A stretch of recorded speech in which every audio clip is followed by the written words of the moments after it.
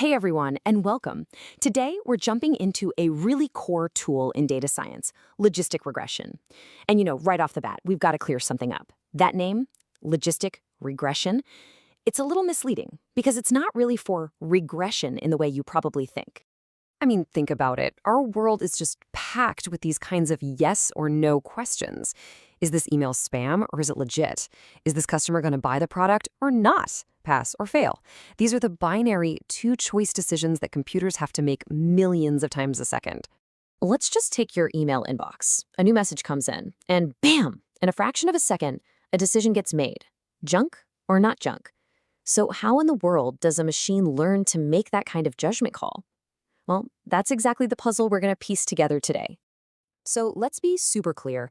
Unlike its cousin, linear regression, which is all about predicting continuous numbers, like the price of a house, logistic regression is what we call a classifier. Its whole job is to sort things into buckets. Yes or no, true or false, this or that. So here's our game plan. We're going to start with the kinds of questions this thing can answer. Then we'll look at why a simple straight line just doesn't work. After that, we'll meet the hero of our story, the smart S-shaped curve. We'll walk through a real example, and finally, we'll see where this is all hiding in your everyday life. Okay, so first things first, let's talk about the big idea here, which is classification. Honestly, it's pretty simple. It's just about teaching a computer to sort things into groups based on what it knows about them. It's really no different than you sorting your laundry into whites and colors. And once you start looking for them, you see these classification problems absolutely everywhere. Can we figure out if a student's going to pass based on how many hours they studied? Or if a patient has a certain disease from their lab results? Even your weather app, trying to predict rain. Yep, that's a classic yes or no classification problem. Now, if you've ever worked with data, you might be thinking, hey, wait a minute, why not just use something simple, like linear regression? Just draw a straight line to separate the yes answers from the no answers. And that's a totally logical thought, but it runs into a pretty big, fatal flaw. And this really is the key question. It gets right to the heart of why logistic regression even needs to exist. See, we need an answer that's either a 0 for no or a 1 for yes. Can a simple, straight line promise to give us that? And this right here, this shows you the problem perfectly. That straight line on the left, a linear model can just keep going up or down forever. It could predict a value of 1.5 or maybe negative 0.5. But what does a negative 50% chance of something happening even mean? It's nonsense, right? We need our predictions to be locked between 0 and 1. So what this all boils down to is that we're not just looking for any old number. We need a probability, a value that is always between 0 and 1. So a 0.8 means an 80% chance of yes, and a 0.2 means a 20% chance of yes. Now that is a language that actually makes sense for this kind of problem. And this, my friends, is where the magic happens. To tame that wild runaway straight line, we need a totally different kind of curve, one that has guardrails built right in to keep our answers sensible. And here it is. This is the sigmoid function, and it is the absolute heart of logistic regression. Just look at that beautiful S shape. See how no matter how far you go to the left or right, it never ever dips below 0 or goes above 1. It's naturally stuck in that range, which is exactly what we need for probabilities. The best way to think about the sigmoid function is as a probability converter.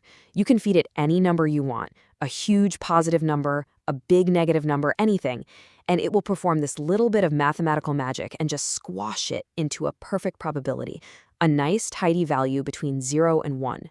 So how do we get our final decision? How do we go from a probability to a simple yes or no?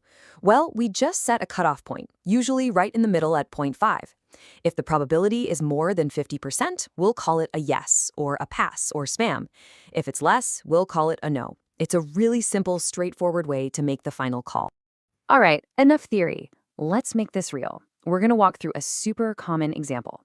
So imagine you want to predict if a student is going to pass or fail an exam based on just one thing, how many hours they studied. It's a classic problem, right?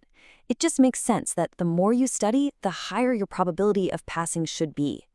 So we'd start with some data that looks kind of like this. For a bunch of students, we have the hours they studied and then the results, a 0 for fail, a 1 for pass. The logistic regression model looks at all this data, and its job is to find that perfect S-curve that does the best possible job of separating the students who passed from those who didn't. And this is the really important part. The model doesn't just spit out a hard pass or fail. It gives you the probability. It might tell you, okay, for someone who studied 30 hours, I'm predicting a 75% chance of passing. That extra layer of information, that nuance, is what makes this so incredibly powerful. So now that you get the logic behind it, you might be a little surprised to find out just how often you are interacting with logistic regression every single day, probably without even realizing it. I mean, it's the engine working behind the scenes to filter your spam emails. In the medical world, it helps doctors figure out the likelihood of a patient having a disease. In finance, it's a huge part of credit scoring, predicting the probability that someone might default on a loan. Even online shops use it to predict if you're going to buy something. It is truly a workhorse of the data science world. So let's just boil it all down. Here's the big takeaway. Whenever your problem is about sorting things into one of two boxes, and you need a smart, sensible probability to help you make that call, logistic regression is your go-to tool. It's simple, it's easy to understand, and it is shockingly effective. And that kind of leaves us with one final thought. Now that you get the logic, where could you apply this? What's the next yes or no question in your world where a little bit of data and a simple S-curve could help you make a smarter decision? Thanks so much for joining us for this explainer.